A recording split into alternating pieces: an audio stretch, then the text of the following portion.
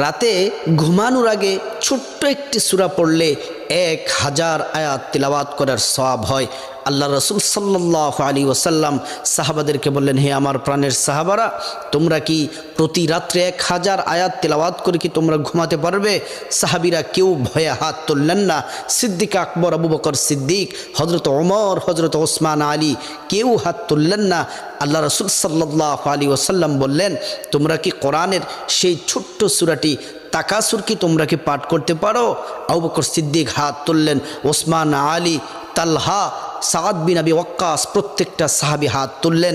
আল্লাহ রাসূল বললেন, ঘুমানোর আগে তোমরা যদি সূরাতুত তাকাসুর, আলহাকুমুত তাকাসুর হাত্তা যুরতুমুল মাকাবির, এই সূরাটি পড়ে যদি তোমরা যদি ঘুমাও, তাহলে তোমরা 1000 আয়াত তেলাওয়াত করলে যে সওয়াব হবে, এই ছোট্ট সূরাটি পড়ে ঘুমালে তোমরা তত বেশি সওয়াব পাবে। আল্লাহ তাআলা